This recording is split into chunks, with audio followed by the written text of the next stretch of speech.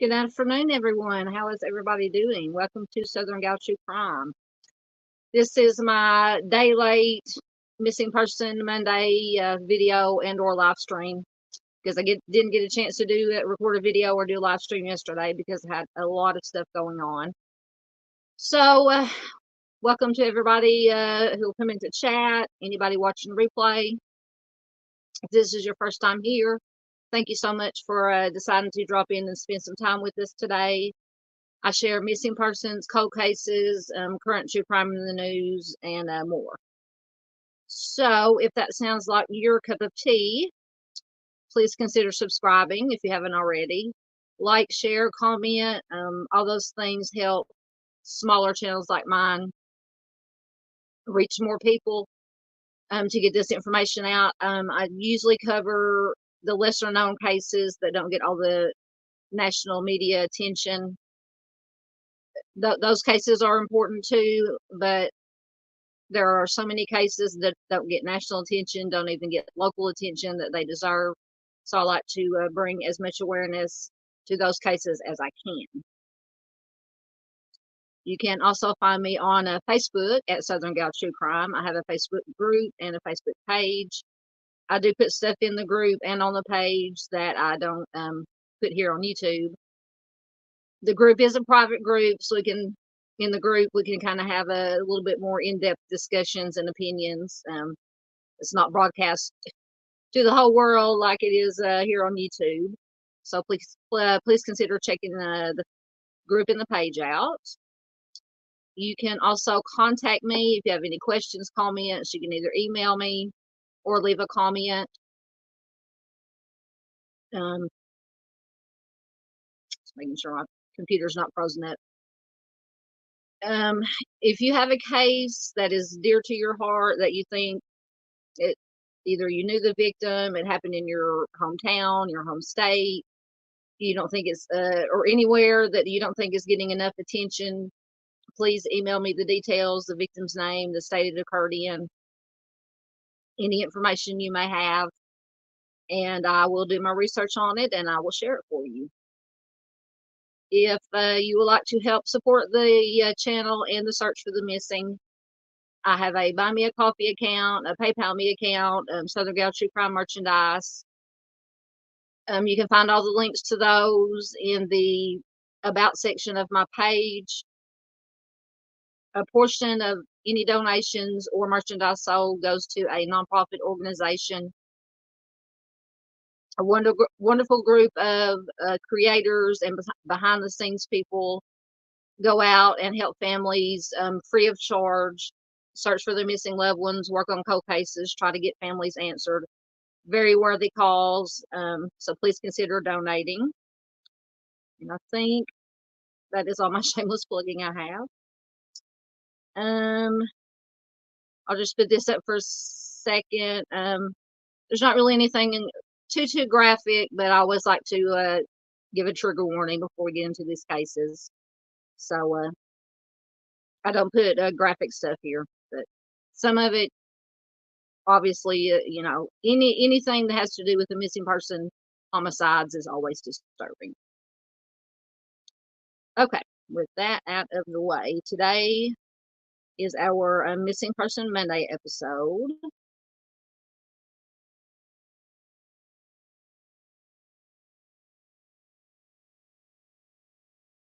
Hey, Maxie, welcome. Good to have you here. Maxie says, is this about the baby found in the Phoenix airport 20 years ago? No, I don't think. I have, I just put, I think 5 cases together, cold cases that were, a suspect has been arrested, charged, is awaiting trial. I do have updates on, I think 4 out of the 5 and additional information. But no, Mexi, if you're still here or at some point, leave a comment or in the chat or in the comments. Let me know what case you're talking about so I can look into it. I will most definitely, because I have not heard about that. All right, so let me get everything started here. I always start out with a featured missing person, which we'll get to, but I do have some good news. I featured within the last week or so, Kimberly Garcia. She had went missing from El Dorado, Arkansas on February 14th. I checked for an update. She has been found safe. She has been in contact with her family, and according to comments that the family left, because this information comes from the Morgan Nick Foundation Facebook page. According to comments left by family members, they have been in contact with Kimberly. She is safe. She is okay. So always some good news. Thank you, Mexi. Mexi says, I'm here right on. I'm here for it. I'll go post that info about the baby in Discord. Absolutely. Yes. I definitely want to look into that because I have not seen that or heard about that, or I may have heard about it and just with all the cases that I research and look into, I just may have I may have lost that mental sticky note that I have. So thank you, Mixie. Right, so Kimberly Garcia has been found safe, so that's good news. And I actually have 2 featured missing persons. This one is Nikki Wright. This comes from, once again, some information from the Morgan Nick Foundation. This is a really strange one because from comments, and let me give you the information first before I get distracted and forget. Nikki Wright went missing somewhere around February 2nd or 3rd. There's a little bit of conflicting info about that. She had left, she was traveling from Van Buren, Arkansas to El Paso, Texas. She never arrived in El Paso and she has not been heard from since. She is 27 years old, a white female, brown eyes, blonde hair, 5'4", 158 pounds. She was last seen wearing a black sweatshirt and blue jeans. She does have tattoos. She has a clock with flowers on her arm and shoulder. And if you guys are watching on a bigger screen than I am, I think that's the one that you can see there in the picture on her shoulder there. And it says that she also has an infinity symbol. I think it is on her foot that says sister. So if you have any information about this case, please contact the Van Buren, Arkansas Police Department at 479-474-1234. And like I said, there have been some posts and comments on this from the Morgan Nick Foundation page. Some really strange stuff has either been posted by Nikki, or possibly her page has been cloned, and people have posted screenshots of some stuff that either came from Nikki or somebody posing as Nikki. Very, very strange, very disturbing. I was going to include some of them here, but they have not been confirmed as coming from Nikki. But if you want to see them, and I'll put a link to the post in the comments and the description box. You can go to this post and read these screenshots. Very disturbing. like I said, don't know if it's actually Nikki or somebody cloned her page, but very bizarre stuff, very disturbing stuff. Possibility, they said that she could have gone to Mexico. Like I said, I'm going to keep my eye on this one because this one is very, very strange.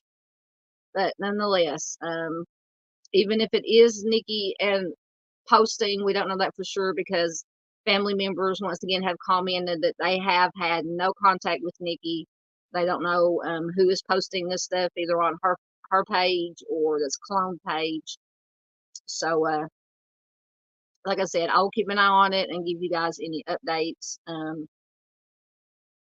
if they become available.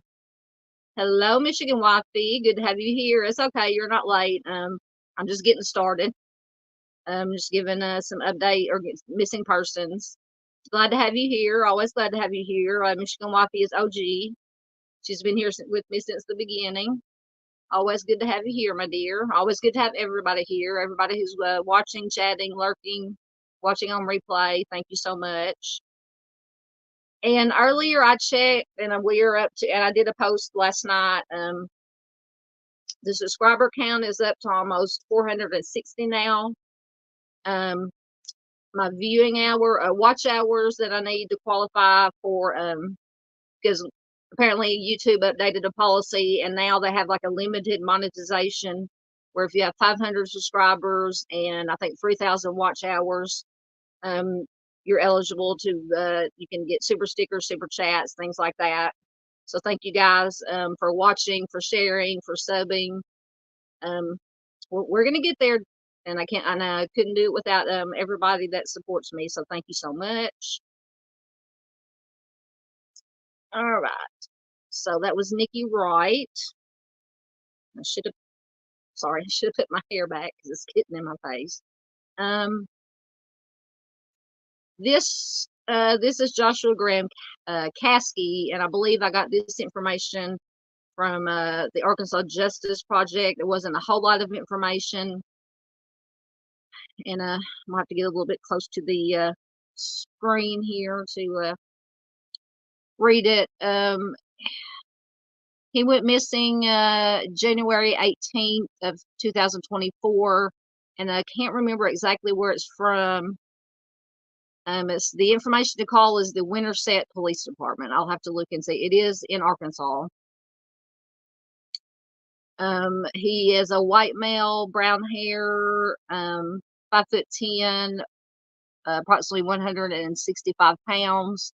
He was last seen Thursday, January 18th, 2024. In his car is a green Ford Taurus 2013 with the license plate KNZ677. And on the right there is, I don't know if that's his actual car or just a similar car, and there's some more pictures of him there.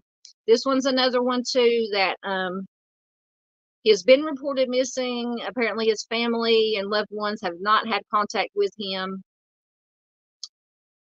But apparently there was some video, maybe from a convenience store, and it said that he had gone, possibly gone hiking somewhere.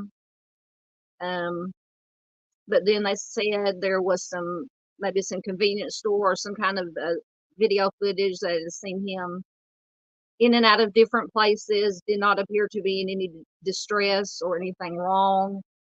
But nonetheless, the family still says that they have had no contact with him. So that's why I wanted to include it. So if you're in the Arkansas area or anywhere, if you don't share anything else from any of my videos or live streams, and I'll put this information in the description box too. Like I said, please share all these this missing person information.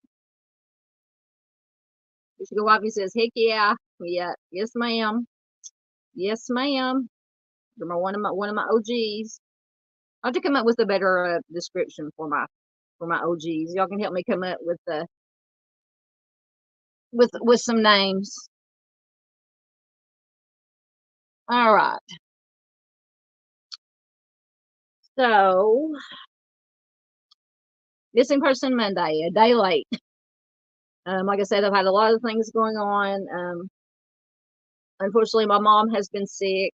So yesterday, Went to the doctor, took it to the doctor. Uh, Most likely has the flu. There's all sorts of new strains of this flu going on. They gave her some meds. She's in bed resting now. Got some food down her, keeping her hydrated. So she's still feeling bad, but hopefully, I told her tomorrow if she's not feeling better by tomorrow, she's going back to the doctor. So I just didn't have time to get a video done to post yesterday or do a live stream yesterday. But anyway, I'm sure you guys understand. So today's missing persons cases we're going to look at, they're all cold cases, but in all these cases, the victims have never been found either alive or deceased, but there have been suspects arrested, charged, some are awaiting trial. So I do have a little bit of additional updates or additional info or updates on most of these cases. So first is Susan Robin Bender. Let me bring her. She went missing on April 25th, 1986 from Modesto, California. This is classified as a non-family abduction. All of a sudden it got hot in here, sweating. Anyway, non-family abduction. She is a biracial, Hispanic, Native American, and Caucasian. She was just 15 years old when she went missing. She was last seen wearing a light blue skirt with multicolored dots, a light colored blouse, a white vest, and a gold bracelet. There is an associated vehicle, a full-size green 1977 Ford van. So the details of her disappearance: Susan had left her family's home in Modesto, California on April 25th, 1986 to stay with friends in Carmel, California. She was last seen at the former Greyhound bus depot on 10th Street and G Street in Modesto, making a phone call. Susan did not board a bus. Instead, she was seen entering this green van. It says it was a full-size olive green 1977 Ford van. This was outside of the station during the day. After that, she was never seen again. Her diary, address book, and some items of her clothing were located at a suspect's home after she vanished. This person was questioned by investigators, but he was released due to a lack of evidence.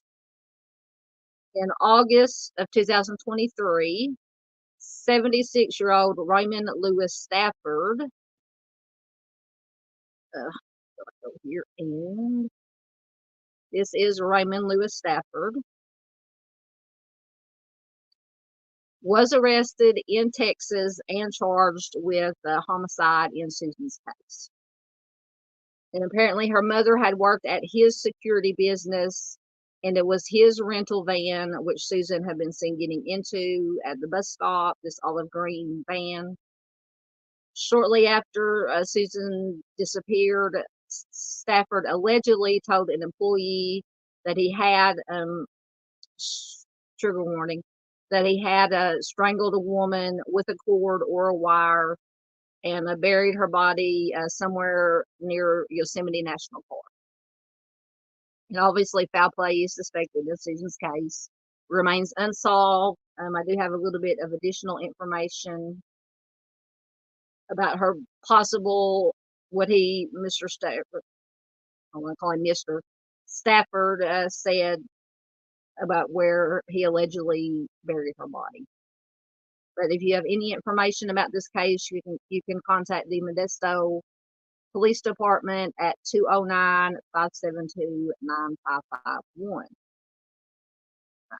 Find the additional info.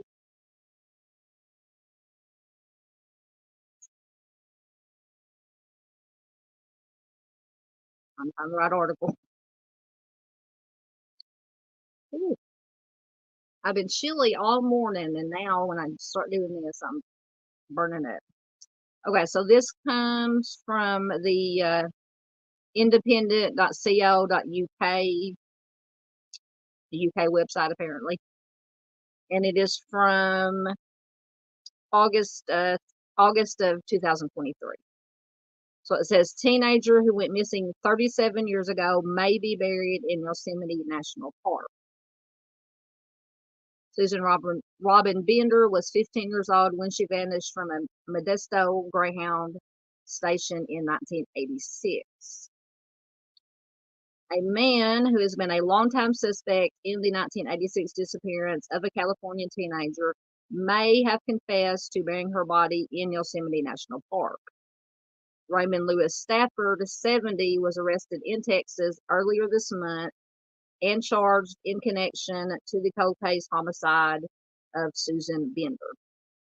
Susan was last seen getting into a green van at a Greyhound bus depot in Modesto on April 25th, 1986, according to the California Department of Justice. Her case was reopened several years ago, which finally led to Stafford's arrest. New details emerged this week, according to court records obtained by sfgate.com, that Stafford had allegedly told a woman that he lived with in the 1980s that he had taken the life of, quote, a female. He then allegedly confessed to driving to a campground near the Big Oak Flat entrance to Yosemite National Park, where he buried her body, according to records, and the name of the campground has not been released. On the day that Susan went missing, she had planned to take a bus to Carmel to see friends and then returned in a few days, according to the investigation. She never returned. A friend who ran into Susan at the depot later claimed to have seen her making a call on a payphone and then getting into a green van willingly. This van was traced to Stafford when he was arrested on suspicion of an unrelated burglary just a month after Susan vanished, according to court records. Further investigation revealed that Stafford and Susan did know each other, and that Stafford, which is the suspect, had briefly worked with Susan's mother, Patricia Chupko. Mrs. Chupko told the Modesto Bee that she believed the two, meaning Stafford and Susan, had formed a relationship even though Stafford was married with children at the time. Years later, in 1999, Ms. Chupko also told the Modesto Bee that detectives found Susan's clothes and diary in the possession of a man at the time who was not named in the press because he had not publicly been identified as a suspect. However, recent court records allege that this man was Mr. Stafford. The same court records contain details about Stafford's alleged confession about, quote, taking the life of, quote, a female and burying her body at Yosemite. And in an odd turn of events, within just a year of Susan's disappearance, Stafford, who was 38 at the time, ran for Modesto City Council. So go figure. When he was asked by the Modesto Bee about his criminal record, he told the paper in July of 1985 that it was a result of his, quote, being in the wrong place at the wrong time. And this is according to sfgate.com. His criminal record at the time included allegations of soliciting an undercover officer for S, operating an unlicensed private investigator business, and carrying a badge saying that he was a private investigator. When asked about his campaign platform when he was running for city council, he responded by saying, quote, "We don't spend any time getting the people who are assaulting our children," end quote. And he lost the election. In December of 1986, Stafford's criminal record got even longer when he was convicted of setting a business on fire. He also pled guilty to making a false police report after he reportedly faked a kidnapping to avoid appearing in court. Things are just stacking up against Stafford here. So Stafford at some point moved to Texas, where he was listed on the Texas Public SO registry under the alias Greg Tunningly. He was required to register as an SO after he allegedly assaulted a 13-year-old girl in California in 1994. Decades passed. Susan's case grew cold before it was reopened a few years ago. And after nearly 40 years, an arrest warrant was issued by Modesto police in early August, and Stafford was taken into custody in Van Zandt County, Texas, where he lived at the time. He is currently being held as of 2023 at the Van Zandt County Justice Center, but he is expected to be extradited to California. So I did my research. I did not find any information as to whether he has gone to trial yet, if the trial date has been set, or what's going on with this one. But I will keep an eye on it as always, in case he does go to court or whatever happens with this case. But at any rate, go back to Susan's picture. At any rate, Susan, she's never been found. Like I said, there are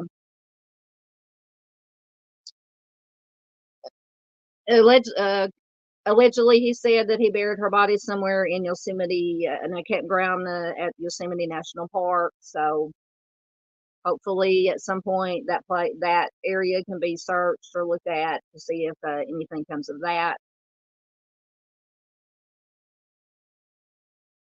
Yes, that's what I would think. Mexie says, so he used his association with her mother to get her in the vehicle.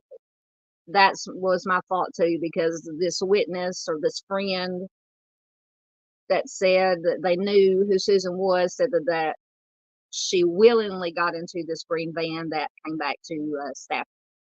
So when I read that information in the article that they did know each other by association with either the mother had worked for him or he had worked for the mother at some point.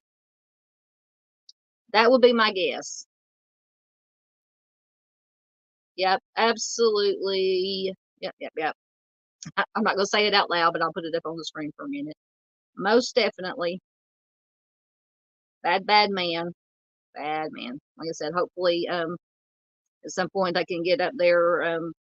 If he was telling the truth about where he buried her body, they can get up there. Somebody at some point can get up there and search and see if they can, if it is true, hopefully recover her and bring her home. All right. So next, I forgot to advance my slide. That was the article I read from.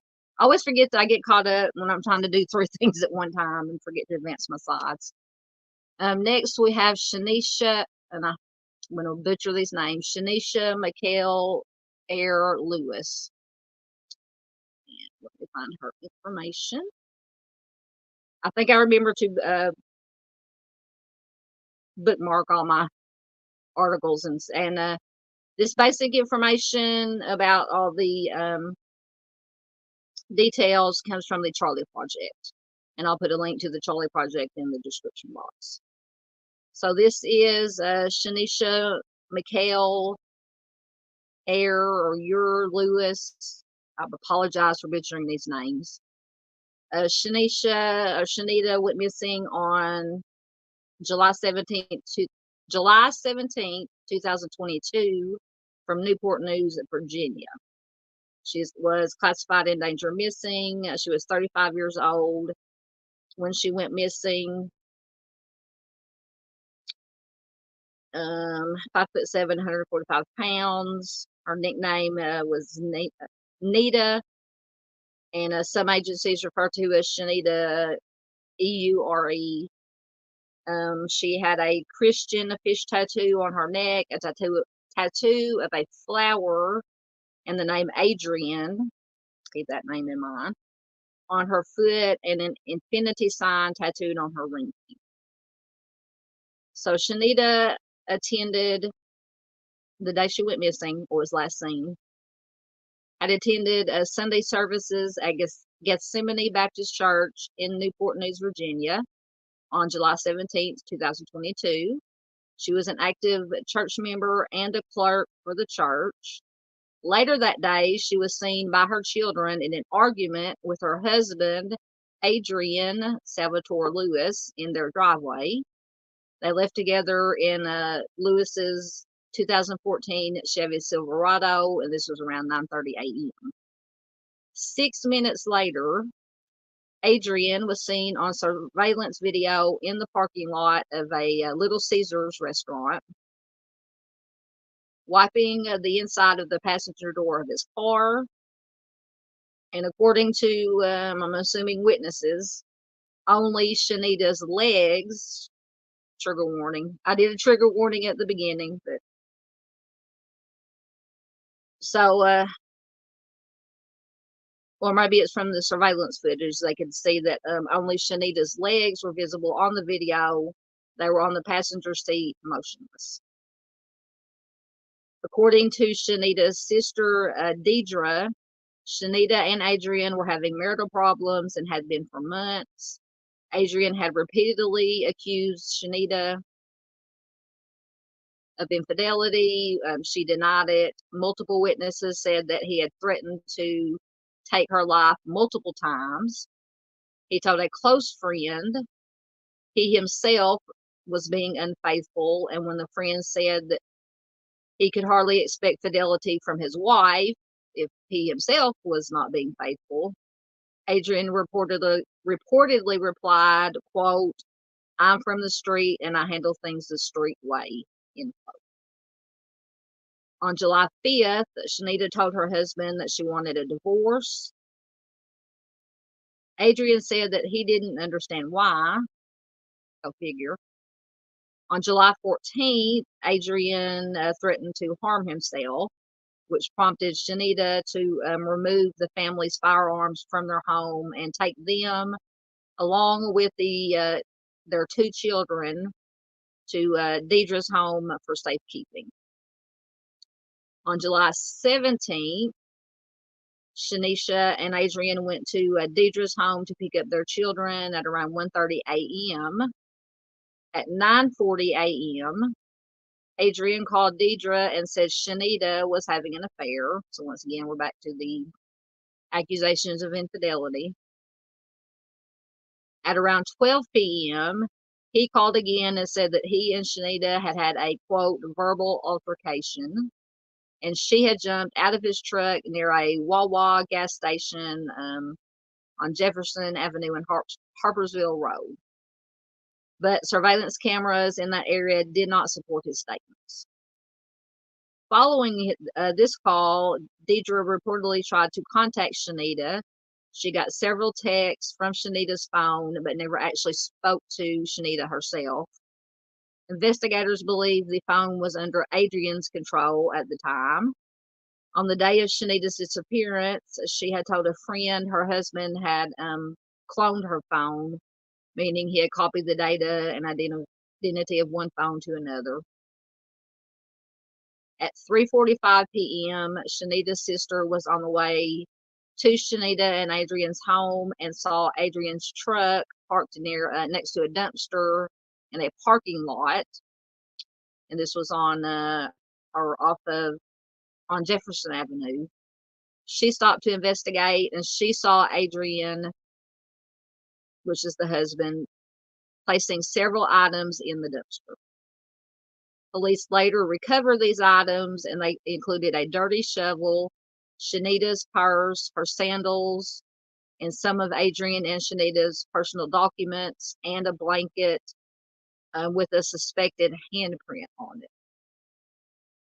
Now, when they say a suspected handprint, I'm just going to go out on a limb and assume maybe the handprint was a bloody handprint, since it was on a blanket. Adrian arranged to have his truck detailed, cleaned, and he also bought a plane ticket to Montego Bay, Jamaica. So none of this is suspicious at all. No suspicious behavior. He was due to depart from Washington Dulles International Airport the day after Shanita's disappearance. So I would speculate that if he, unless this was just some prearranged vacation that he was going to go on, and this is just pure speculation on my part, that if he had already bought plane tickets and made plans to go to Montego Bay, Jamaica, the day before she disappeared, that this possibly could have been premeditated. But feel free to let me know in chat and comments if you're watching replay.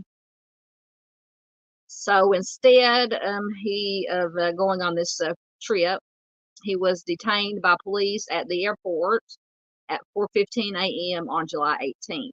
Shanita's passport and credit cards were found in his baggage. When police subsequently searched Adrian's truck, they found, quote, a significant amount of blood in the passenger seat. Adrian said the blood was from his dog, who he claimed a neighbor had shot. However, both of Adrian's dogs were healthy, no signs of anything wrong with them. And DNA testing proved that the blood found in the truck was Shanita's. Police also found a bullet casing in the truck. Searches of Adrian's phone showed he had searched online. Once again, we have these knuckleheads, or think they're so smart, these suspected alleged offenders, that go online and search for stuff. We know Rex Heerman went online and searched. We've heard his search terms, and that's more and more with this technology between the phone pings and online searches. Fortunately, these offenders, who are apparently not as smart as they think they are, do these searches. So anyway, Adrian did searches. Hold on, I lost my place. Did online searches for information about GSWs to the head and what the sentence was for homicide in Virginia. He called a friend and said, quote, "It's over. She admitted to cheating on me," end quote. He asked his friend to look after his sons for him, as he was planning to go to Mexico. So first he was going to go to Jamaica, then into Mexico. So, of course, obviously, this friend did not believe him. Adrian was charged with a first-degree and use of a firearm in commission of a felony in Shanita's disappearance. He is awaiting trial. I do have an update on this case. I know this one had a lot of information to get to, but it's very important information to give you the background. Investigators have never been able to locate Shanita's phone. And in the weeks prior to her disappearance, she had made as many as 106 calls a day. That's a lot of calls. But after July 17th, there was no activity on the phone. Shanita and Adrian had been married for about 17 years around when she disappeared. They had two sons, two teenage sons, and obviously foul play is suspected. So that was all the background information. Go check and see if we've got any comments. Hello, Shauna. Good to have you here. Glad everybody's coming in today. I know Miss Frankie was doing a live earlier. So welcome, Shauna. Good to have you here. I'm gonna get caught up in yes. Mexie says, people don't ever use Google to look up criminal things. Yeah, but it's a good thing, I guess, or it's definitely a good thing if these McDummies, as somebody referred to the McDougal or whatever that guy's name is, the Adrian Cunningham case. These McDummies are looking up stuff. Helps get them caught. That's always a good thing. Yeah, it says, when will they learn? Hopefully they won't learn. Well, hopefully they would, in a perfect world, people would stop taking the lives of other people. But hey, if they want to keep being, thinking they're smart and not going to get caught when they get online or either internet searches or phone pings, let them keep doing it if it catches them.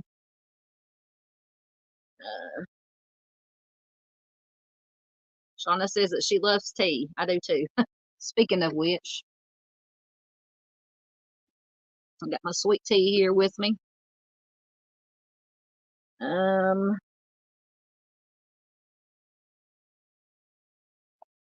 Yes, Michigan Wappy says won't even tell his kids where their mama is.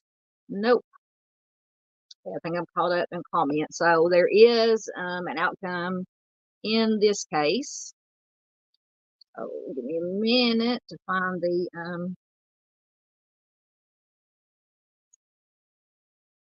there it is. Find the right article. I thought I had them in order, but hopefully it'll load.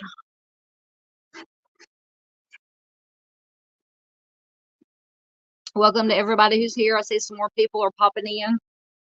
Welcome for everybody here, everybody in chat, everybody who's lurking, everybody who's watching the replay. I appreciate you so much being here for my day late missing person Monday. But hey, doesn't matter what day of the week, as long as this information gets out, that's what's important. Okay, let's see if this is loaded. It's still loading. And this comes, if it comes up, comes from 13newsnow.com. Come on, please come up.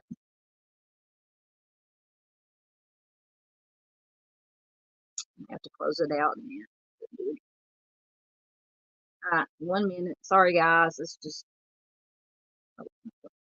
do that. New tab. Almost crashed and burned. Almost became a dumpster fire. Oh goodness! If this article won't come up, I'll have to find another one that will come up. So I definitely want to give you the outcome of this case.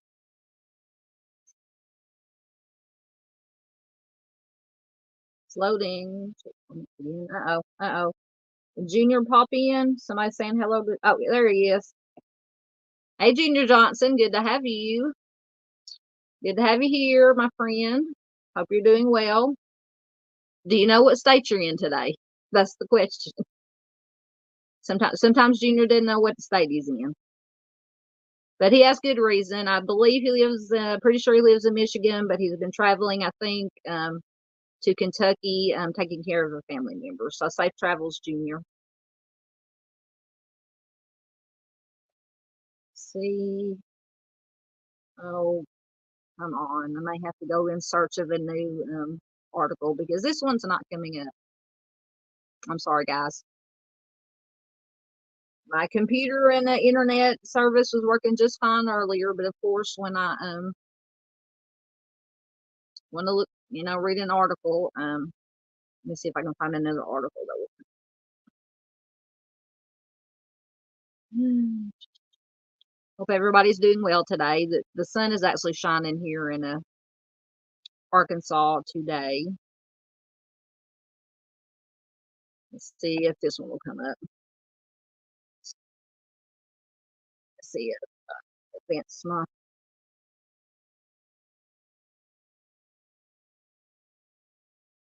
So you can start reading that information while I get a news article to try to come up. Oh, come on.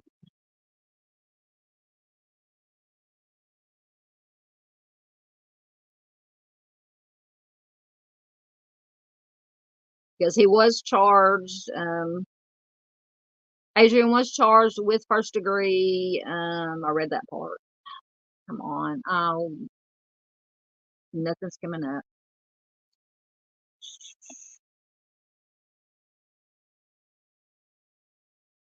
I'm going to be so mad if this comes up. He was, because I don't think I'm going to be able to get anything to come up. He was found guilty of the homicide and sentenced.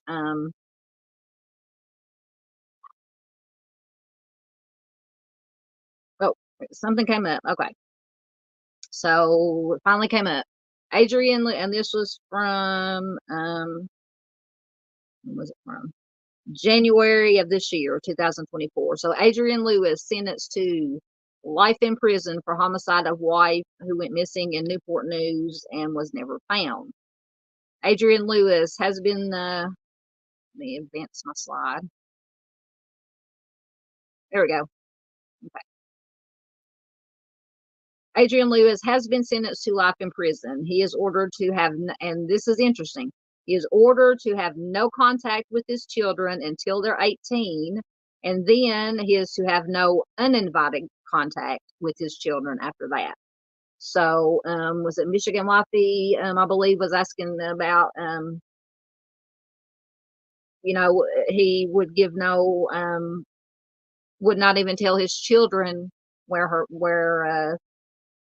their mother was or her remains, but evidently he has had to have no contact with the children until they're 18, and I don't know, it may tell in the article, and then after that no uninvited contact. So unless they contact him, he can't have any contact with them. So I found that interesting.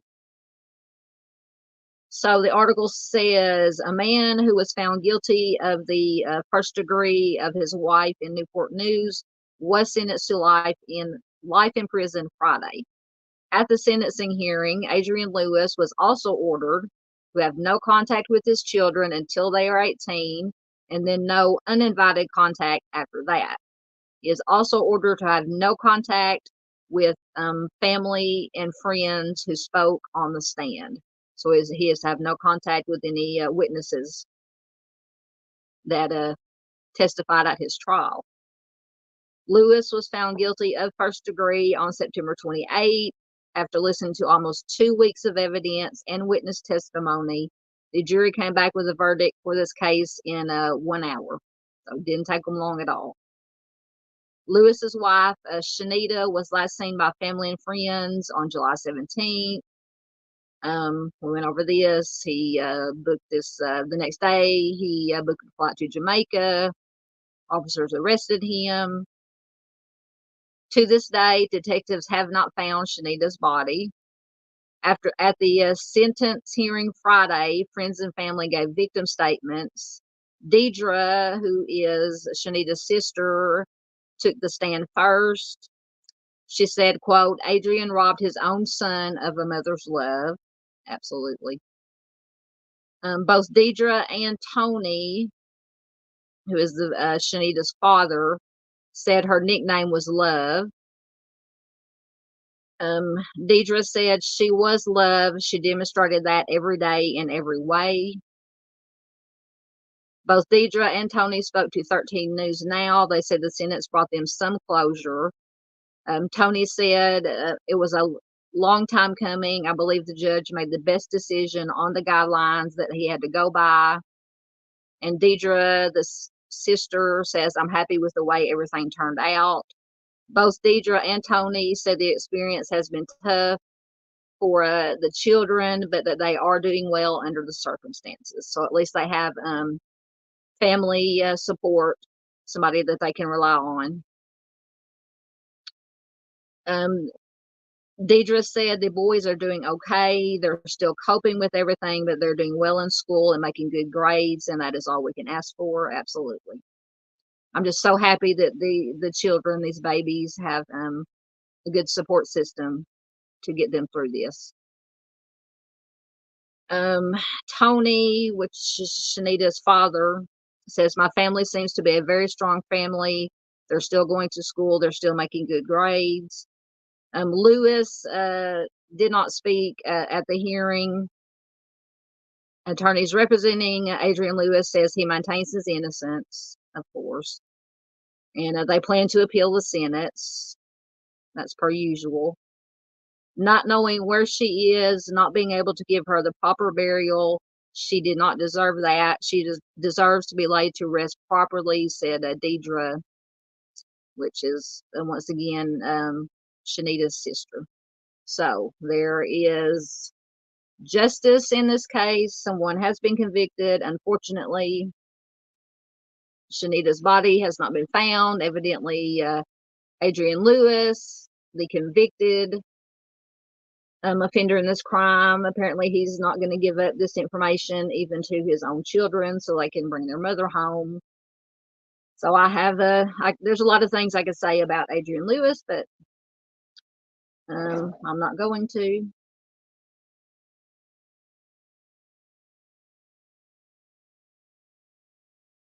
So Junior says he's still in Kentucky. Good, Junior. I'm glad you're in Kentucky, or I'm glad you're where you need to be. Michigan Wifey says it's sunny and warm for Michigan. Yeah, it's sunny here in Arkansas, and I haven't been outside today to see how warm or cold it is. I haven't checked any temperatures. I know it's been chilly in the house. Well, I keep going from chilly to warm, but Shauna, I know you're up in northern Arkansas. Shauna says the weather is bomb here too. Yep. I'm gonna get caught up in comments. Mexis says she was muted for a minute. Did they find her? No. They have not found her body, her remains. They did. I don't know if you heard, but her husband was convicted, sentenced to life in prison, but he will not divulge what he did with her body, not even to the children, to the two sons. Horrible man. Horrible, horrible man.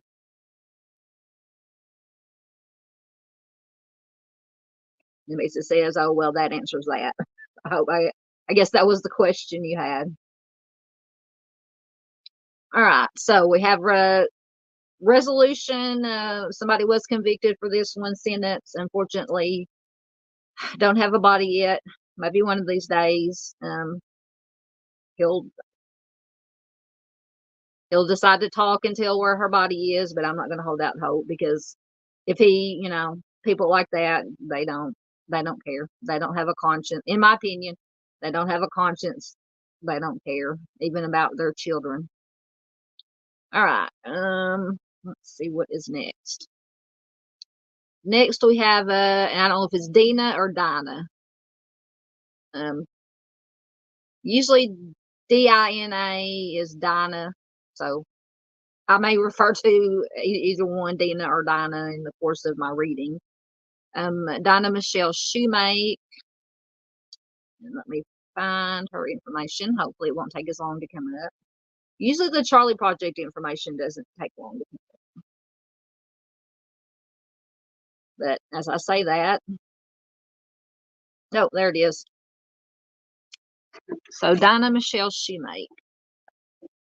She went missing, or was last seen, on January 10th of 2000 in Latexo, or I almost said Laredo, Latexo, Texas. White female. She was 32 years old when she went missing. She was last seen wearing blue Rocky Mountain jeans. I'm assuming that's a brand. A blue V-neck t-shirt, blue knee-high riding boots, and a black belt with silver conchos on it. She had brown hair, green eyes. She has a tattoo on her right leg depicting a unicorn standing on a cloud with a rainbow. Her nickname was Sissy. Her upper and lower teeth were crooked and her ears were pierced. So Dina, or Dinah, was last seen in Latexo, Texas on January 10th of 2000. She had gone to the home of her ex-husband, Curtis Allen Shoemake, to visit their two children. So apparently he had the children. I'm just going to go on the assumption the way that is worded. Curtis said that Dina left with an unknown individual in a dark green 1990s model Chevrolet extended cab truck with Texas license plates. leaving her own vehicle behind at the ex-husband's house. And she has never been heard from again. And it says her live-in boyfriend at the time reported her missing on January 13th. So investigators never believed that Dina left of her own accord prior to her disappearance. It says she had planted flowers in her yard, which is uncharacteristic of someone who plans to walk away from the life and not come back. After she went missing, several jewelry items, which Dina wore daily, as well as jewelry she'd borrowed from others, were found at a local pawn shop.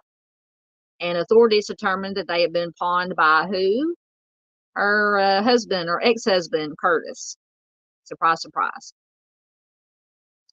In May of 2018, Curtis was charged with first degree in her case. Authorities stated that he had been a suspect since early on in the investigation. Dina had been afraid of him, and she had called 911 several times in response to his behavior. So possible DV situation. Before Dina arrived at his house to see the children on the day of her disappearance, Curtis had taken the children to a neighbor's house, and he told the neighbor that he would pick them up later.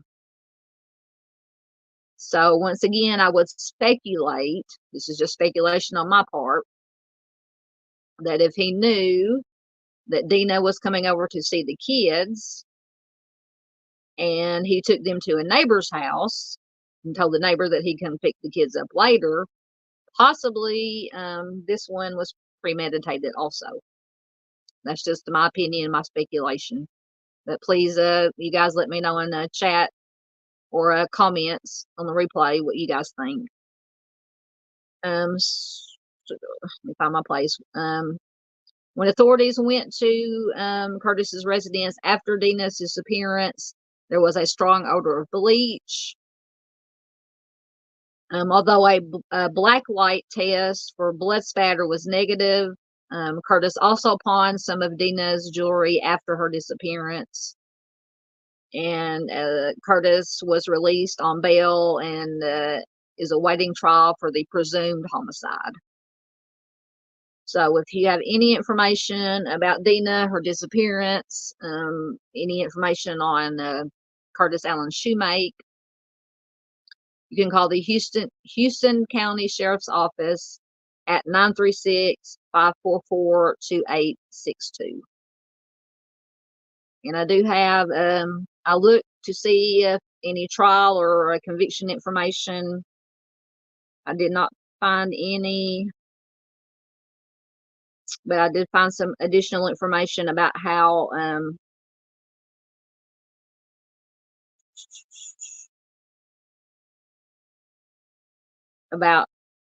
they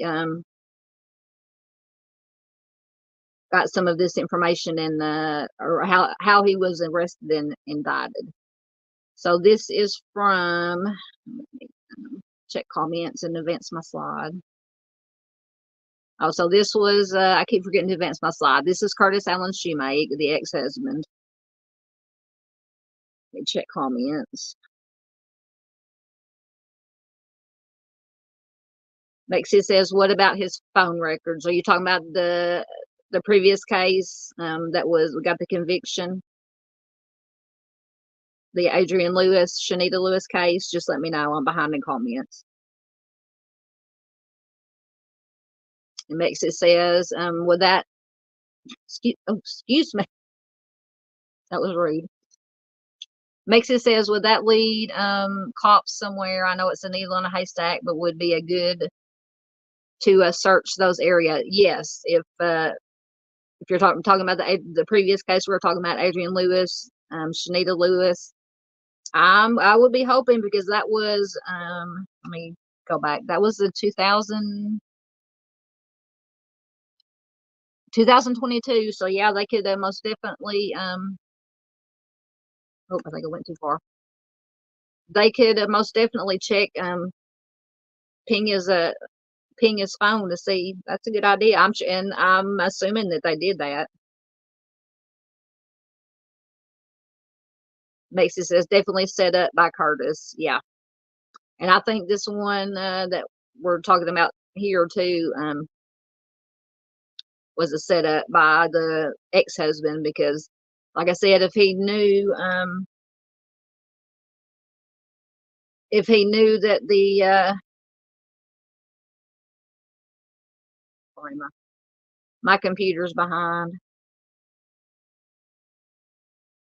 There we go. If Dina or Dinah's ex-husband knew that she was coming over specifically to see the children, and then he sends them over to the neighbor, definitely, in my opinion, he was planning on doing something bad. Okay. Exit says yes, talking about Lewis, Adrian. Yeah. Yep. But apparently, if they did check the phone records, and like I said, I assume they would, being in 2022. I'm sorry, I washed my hair this morning and just, I don't blow dry my hair, and then when it dries by itself, it's out to here. Anyway, I would assume that they would have checked the phone records, and maybe they didn't find anything, unfortunately. Okay, so back to Dina or Dina Shoemake. This is from the messengernews.com, and it is from February of 2019. And it says the HCSO asked for help in Shoemake case. And I'm going to assume what did I say? HCSO, I'm assuming, is the Houston County Sheriff's Office, because this article comes from Houston County, Texas.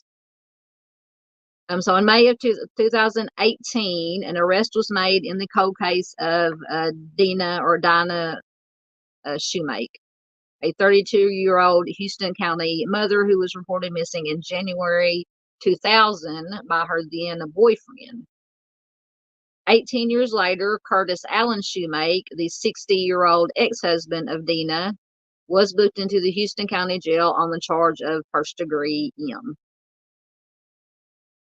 Despite not finding any trace of his ex-wife's body, Shoemake was indicted on Tuesday, May 15th, by a Houston County grand jury.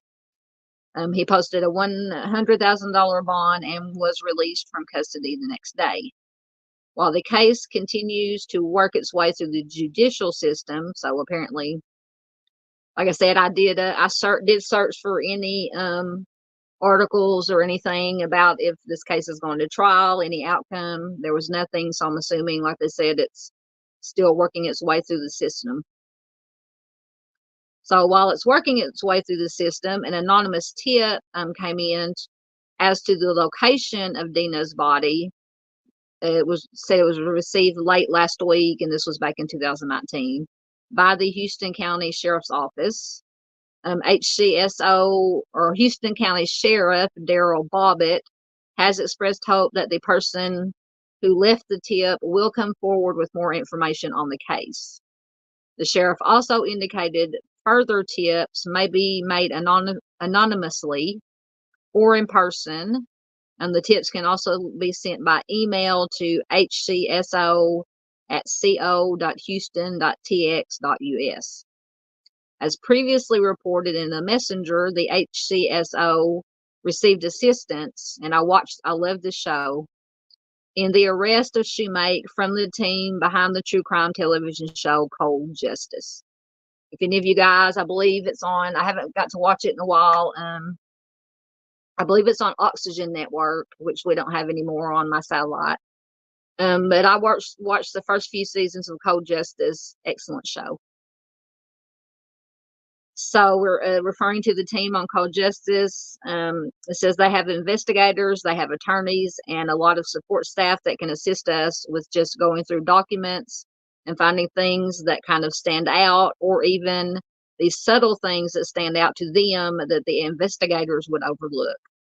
So, they're not saying that whoever was investigating wasn't, doing their job right or enough. It's just a good fresh set of eyes is always good to have in these cold cases.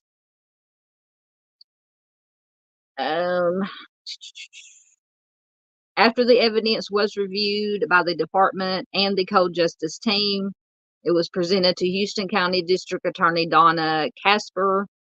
The DA's office was quite pleased with this information and did present it to the grand jury, and the grand jury indicted it. So I thought that was interesting how, since I couldn't find any information, apparently it's not still working its way through the system. But I thought it was interesting when I saw that the Cold Justice television show team had a little bit of a hand in getting this indictment. So, let's see what you guys have to say. Oh, Junior's still here, but Junior said he's got to go. See you later. Thank you for dropping in, Junior. It's always good to have you here. It's always good to have everybody here. All right. I'm sorry I keep messing with my hair, but it's driving me crazy. I probably should have put it back. I'm like, hold on. Do a little bit of a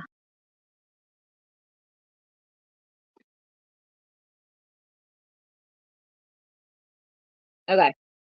My hair may look even worse now, but at least it won't be in my eyes and driving me nuts. All right. So bad hair day. You ladies can understand. Anyway, I apologize, but it's driving me nuts. Okay, so back to the important things. My hair is not the important thing, but I will keep messing with it. Okay, so next we have, I don't even know how far, no, I'm only an hour in. I'm doing good. Next we have Cecilia Bravo Cabrera. Find Cecilia's information, which once again comes from the Charley Project. This basic information. Hopefully it'll come up.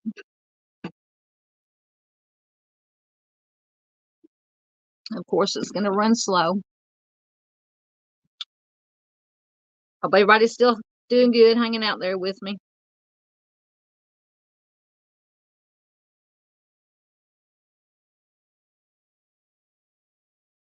Oh, come on. Shut that one down and do a new tab. My computer hates me. Always slows down. There we go. Okay. So we have Cecilia Bravo Cabrera. Cecilia went missing on June 9th, 2016 from Lemoore, California. She, Hispanic female. She was 30 years old at the time, 5'1", 150 to 160 pounds. She was last seen wearing a black short sleeve shirt with a laced front, dark blue jeans, and sandals. And associated vehicle, dark gray 2013 Chevy Malibu, which is accounted for. She had blonde hair, brown eyes. She may have used the last name Valdivia. She has a tattoo of a black horse on her back and a tattoo of the letter B on her left leg. Her hair is naturally brown, but at the time she dyed it blonde. It says her ears are pierced, and her nickname is Cece. And the reason that I give in these cold cases this information about tattoos and what they look like, sorry, a notification was popping up on my phone, is even in these cold cases where the victims, we can always hope that they're still out there somewhere, but giving physical descriptions, tattoos, scars, what they were wearing might jog somebody's memory. Hold on, I got to clear out my notifications, or my phone will be dinging at me every 2 seconds. But that's why I give the descriptions, is it might jog somebody's memory about, hey, I saw this person here, or I remember seeing somebody matching that description at this place at this time. Any one little small piece of information in the cold, especially in a cold case, could be that one little thing, no matter how insignificant you may think, or somebody might think it is. It could be that one thing that leads to a break in the case, or a new lead to follow. And cold case detectives that I've watched here on YouTube and read about says that's all you need, is just a lead to follow, and you follow that lead until if it comes to something, great. If not, then you wait for that next lead to come in. So anyway, that's my long-winded explanation of why I give the description. So Cecilia was last seen leaving the Tachi Palace Casino in Lemoore, California, just before 12:30 a.m. on June 9th, 2016. She was driving her dark gray 2013 Chevy Malibu. After that, she was never seen or heard from again. 5 hours later, her car was found abandoned and burned, which is never a good sign, in an orchard near Traver, California, which is 30 miles from the casino. And there was no trace of her at the scene. In December of 2017, let me go back and advance my slide.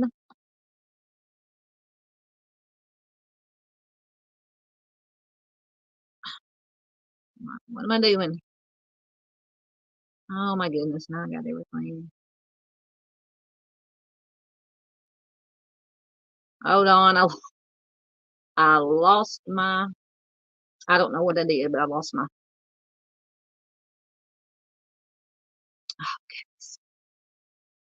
my fingers got ahead of I hit the wrong thing and crashed everything.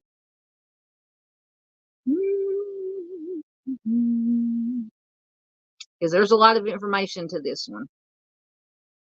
Oh, please, come on, please. I'm sorry, guys. Telling you, hates me. All right, see some new comments popping up. We'll check comments while. Yeah, Shauna says my hair is always on top of my head. Yeah, mine. If unless I'm doing this or something, my hair is always up in a ponytail or on top of my head. And like I said, I washed it this morning, and I don't blow dry it because I'm just too lazy. I don't have the patience to blow dry my hair because it's really thick. It takes forever to blow dry, so I just let it dry naturally, and then this is what happens when, Anyway, yeah, it makes it says CC. She's always liked the nickname CC. Yep.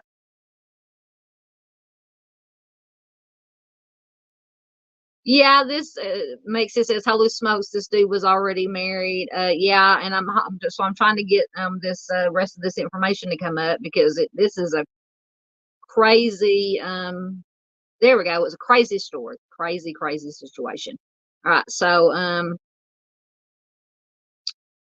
as you see there in December on the slide, in December of 2017, Francisco, and I'll probably butcher these names, Francisco Yanez Valdivia, or Valdivia, Valdivia,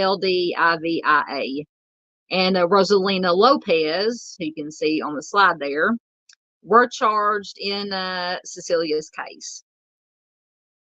Authorities believe that, I'm going to call him Francisco, who is from Mexico, married Cecilia, who was a U.S. citizen, so he could get legal residency in the United States.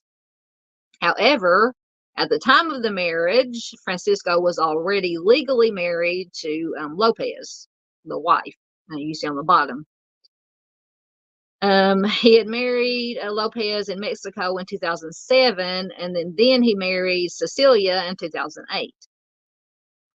So Francisco was charged with arson and homicide, and Lopez, his wife, was charged with being an accessory after the fact.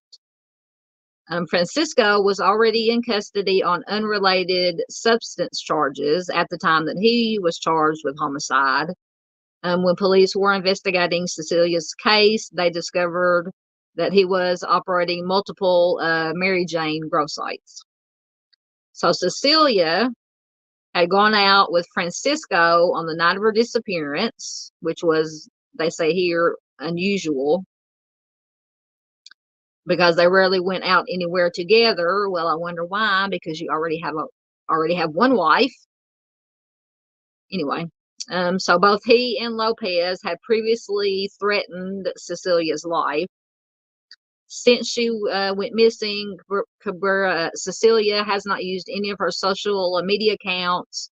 She had previously been very active on social media, and her 4 children, once again, children involved, her four children have not heard from her either. Investigators stated there was, quote, significant digital and forensic evidence supporting their homicide case. Francisco and Lopez are awaiting trial. Unfortunately, Cecilia's body has never been found. Obviously, foul play is suspected due to the circumstances. So if you have any information regarding Cecilia's possible whereabouts, anything about this case, please call the Tulare County Sheriff's Department at 559-636-4724. And I could not find an article, I don't think, about this one. But I think I went on Web Sleuths, which it's a website. If you guys have never, I'm sure if you're into true crime, you know what Web Sleuths are. Web Sleuth is. It did find that they do have, somebody posted this in one of the threads regarding this case. It is supposed to go to trial March 5th of this year, 2024.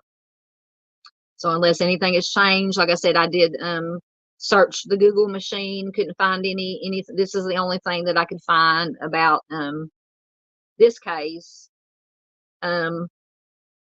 But yeah, so I'll keep an eye on it. March 5th, 2024, the trial for this one is supposed to start. So I'll definitely keep my eye on it. Oh, good. Mexi says, whatever I said was perfect pronunciation. Thank you. Most of the time, I'm assuming the Spanish names, Hispanic names. Most of the time, I can't even speak English right, much less try to pronounce names. But thank you, Mexi. I appreciate that. I do my best. All right, I think we have, let's see, we got one more. Yes.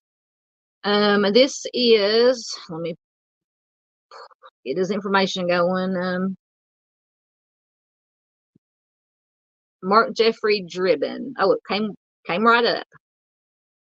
This is Mark Jeffrey Dribin. He went missing on July 3rd, 1999 from Portland, Oregon.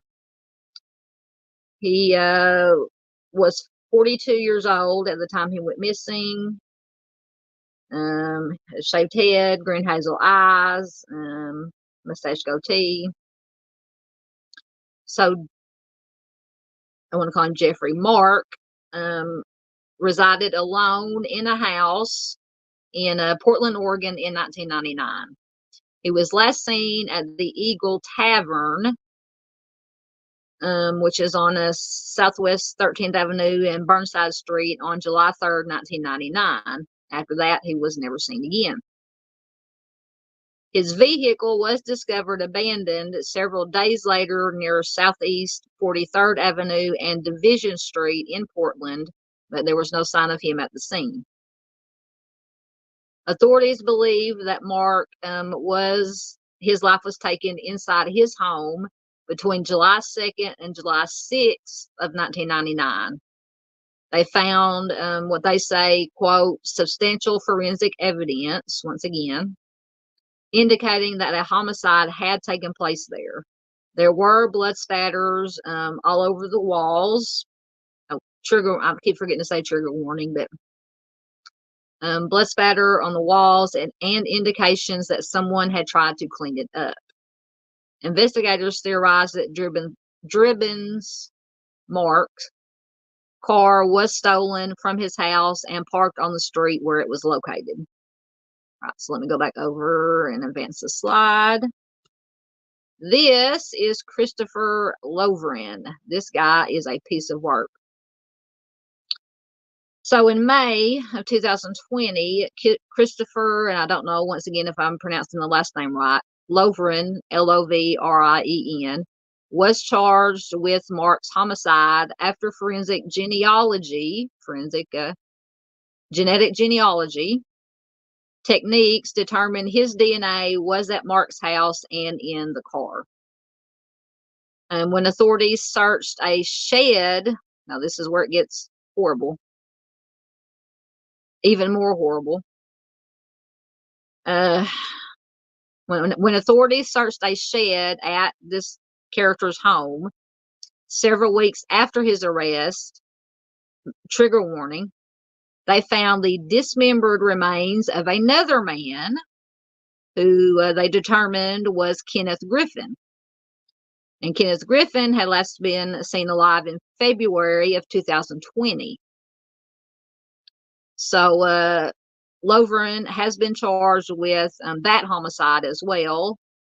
Unfortunately, Mark's body has not been found, so it was not in the shed with the other body. So Christopher Lovren, who lived in southeast Portland at the time of his arrest, has been charged with 2 counts of second-degree M, 1 count of abuse of a corpse, and 6 counts of being a felon in possession of a firearm. Authorities do not believe that the 2 victims, Mark Dribin and the Kenneth Griffin, who they found in the shed, they don't believe that they knew each other. And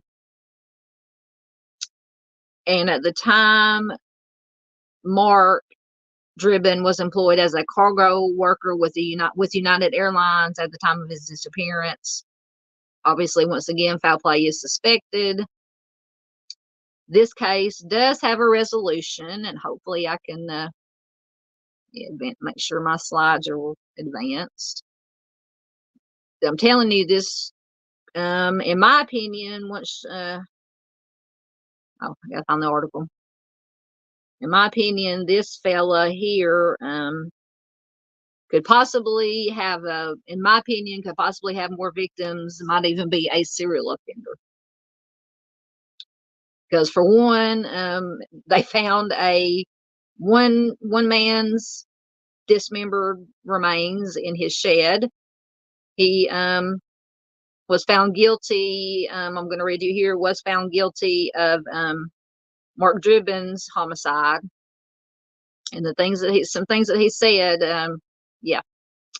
So this is from a lawandcrime.com website, and it is from January 15th of 2024. And the headline says, quote, the court can go to hell. And this is what Christopher Lovren said. Defendant who he pled guilty to the homicide says that he would have won if he could have afforded a private lawyer.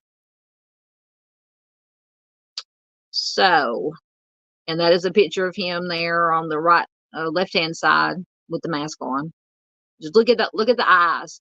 I've always heard Mr. Steve from True Crime Web say, look at the eyes whenever you're dealing with the offenders or suspected offenders. I'm sure Mrs. Steve would have something to say about those eyes in that picture. All right, so the defendant in an Oregon man's 1999 unaliving, pleaded guilty to taking the life of the victim, but though he apologized in court, he reportedly asserted that he would have won his manslaughter case if he could afford a private lawyer. So according to Christopher Lovren, 56, he said in court, quote, as far as the court is concerned, I am 100% in protest of this entire situation, and the court can go to hell. Lovren, who is also the suspected offender in an ongoing recent homicide case. That was the Kenneth Griffin case. Or no, maybe that was the Dribin case. Either way, Christopher Lovren will spend 20 years in prison with time served for manslaughter. I don't know why it's not. I mean, I don't know the evidence that was presented, but he was just found guilty of manslaughter. Prosecutors said that he most likely took the life of Mark Dribin in 1999, who was last seen alive that year on July 1st.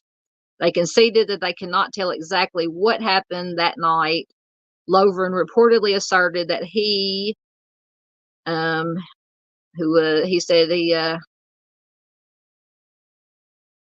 that he, a meth dealer, met with Dribin at an adult bookstore in the early morning hours of July 4th, 1999. So kind of a trigger warning here. I won't be graphic, but Dribin, according to Christopher Lovren, he says that Mark Dribin had invited him home, but started to come on to him in his sleep. Investigators discovered a large kitchen knife and signs of cleaned up blood, but the case went unsolved for 2 decades. Even though they found Dribin's Ford Explorer abandoned in a rehab clinic parking lot next to where Christopher Lovren lived at the time. So, I know there's some more here. Investigators said that they solved the case in recent years after performing genetic genealogy to link DNA evidence to the defendant's family. They spoke to Lovren at a pub, which is a bar, where he denied knowing Dribin, but they got his DNA from a glass and confirmed the match. The defendant reportedly claimed to have buried the body, I'm assuming Mark Dribin's body, at Larch Mountain, which is near Portland, though he did not give a precise location. And authorities have yet to, unfortunately, have not found Mark Dribin's body. That leaves Lovren to face an unrelated homicide case. He had sat with Portland detectives about the Dribin case on November 18th of 2019. Months later, on February 2nd, 2020, his other alleged victim, Kenneth Griffin, 53, was reported missing. Lovren's alleged role in that man's disappearance surfaced while he was in jail for Dribin's homicide. The defendant instructed his brother not to look in the shed. That's always a big red flag, according to a reported prosecutor's memo. And once again, more words from Christopher Lovren. He says, quote, "There's more to this than has been revealed, and it's bad. I've got Satan in me." So anytime that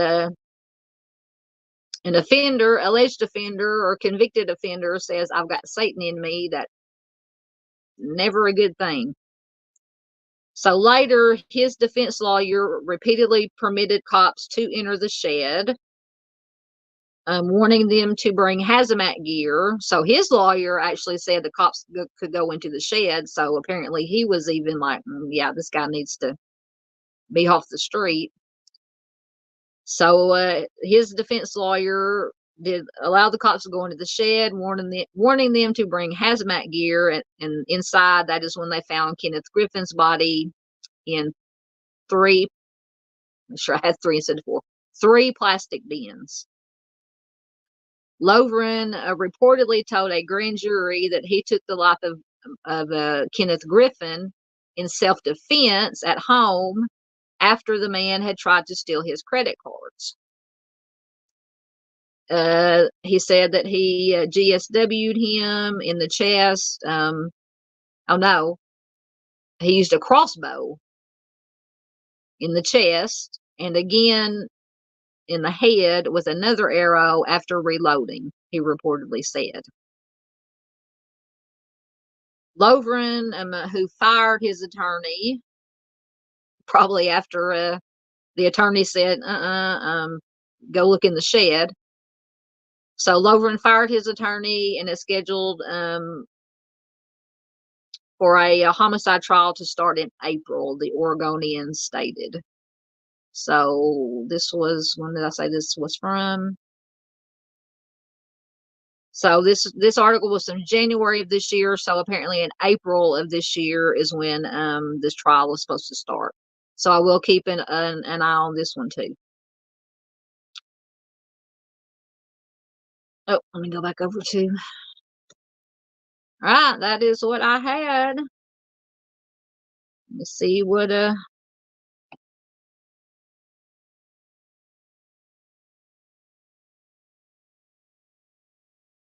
Mexis said it'll come up.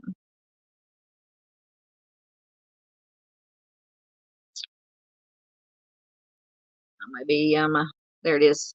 Mexis says you let the person take the credit cards, then cancel them. Yeah. All right, guys. That is my stylist. That was our missing person, our late missing person Monday for this week. If anybody's got any last minute questions, comments, throw them in there while I'm getting everything going. Let me make sure that I think I read all the articles and gave all the information that I had as far as updates. Yeah, okay. So was that out?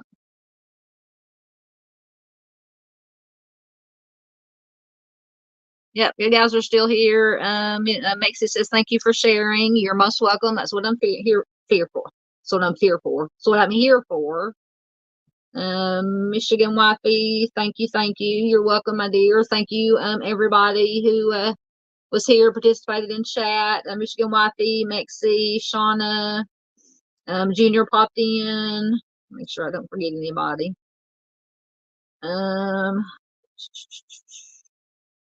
Might start repeating names. Yep, thank you everybody that was here. I appreciate it so much. Go to my banners.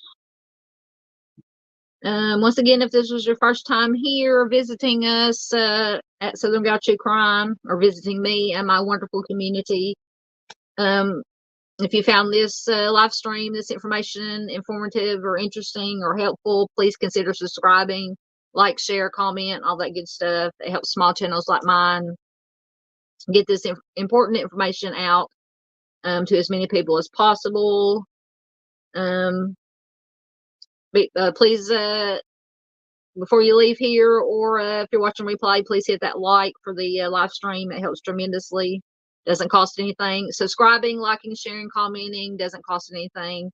A couple of seconds of your time. Watching videos also helps tremendously. Watching replays of live streams or watching the videos, even if you just put them in, listen to them in the background while you're doing something else, that helps tremendously. I said at the beginning of the stream that when I checked last, my subscriber count was up almost to 460, and I had 2,000 plus hours of 3,000 hours of watch time. And apparently, with this new YouTube policy, if I get up to 500 subscribers and 3,000 hours of watch time, I can be eligible, I think, to get like the super stickers and the super chats and things like that. So that's what I'm striving for. So anything you guys can do would be very helpful, very much appreciated. Share me and to friends, family that you know or have that interested in true crime, missing persons, any true crime groups you may be in on any social media platforms. All that is helpful and very much appreciated.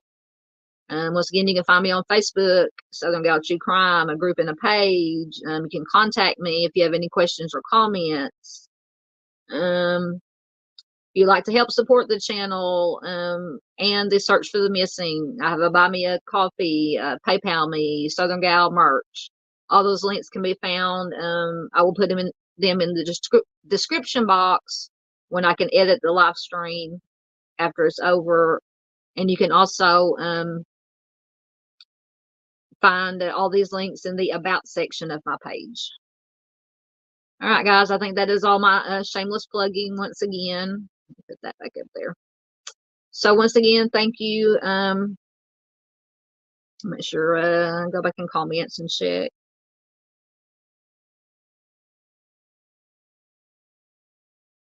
Oh, thank you, Mexi. Mexi says, by the way, they were reporting that Audrey Cunningham has been found. Press her in 30 minutes. I will definitely, I'm sure Miss Frankie is going to be covering it. I'm probably late on it now. Let's see when you posted that. I will definitely go check it out. Thank you, Mexi. I noticed that YouTube notifications have been popping up, but I hadn't checked to see what they said, so I'll definitely check that out. That's another horrible case, as they all are. But that whole situation with Audrey Cunningham is just horrible. So I will get out of here so I can go check that out. Let me get my outro and all that good stuff going. Thank you, guys. I will see you. I probably won't do anything for Wednesday. I'll see you Friday or Saturday. Thanks, guys.